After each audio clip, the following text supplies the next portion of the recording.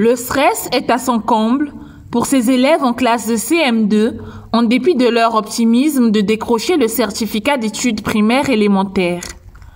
Les épreuves écrites de ce premier examen d'État ont officiellement été lancées à 8h30 ce 5 juin à Brazzaville par le ministre de l'Enseignement préscolaire, primaire, secondaire et de l'alphabétisation, Jean-Luc Moutou, au sein du lycée Mukunzingwaka dans le 1er arrondissement. À Marcel Bissila, l'un des 602 centres qui accueillent les 51 768 candidats du département de Brazzaville, c'est en pleine épreuve de mathématiques que Jean-Luc Moutou retrouve les prétendants au CEP. Ces derniers se disent confiants. C'est un peu stressant, mais on n'a pas peur de l'examen. On est sûr que ça sera toujours assuré pour nous, parce que les profs sont là pour nous et pour nous aider, pour nous expliquer ce qu'on doit faire. Le matin, je me suis sentie stressée. Rentrant en classe, je me suis rassurée. Je ne pense pas que je vais le rater. Je me sens confiante. Ils sont au total 134 319 candidats à affronter le CEP cette année sur l'ensemble du pays. Un effectif revu à la baisse par rapport à l'année passée où le nombre de candidats en lice s'est élevé à 140 137.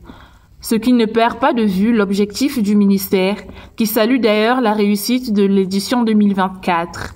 Il y a de la satisfaction dans l'air. Les effectifs sont en baisse, légèrement en baisse par rapport à l'année dernière. Nous avions 139 000 candidats du fait de la rigueur que nous avons imposée dans le cas des dérogations que nous accordions autrefois à certains candidats qui, en réalité, ne méritaient pas de passer l'examen parce que pour beaucoup, ils étaient en classe de CM2.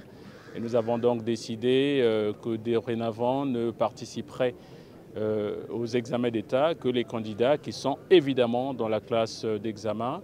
Et c'est ce qui nous aura donc permis cette année de ramener drastiquement ces effectifs à un niveau inférieur par rapport à l'année dernière. 2024 pourrait être la dernière année où le Congo organise le CEP sous ce format classique.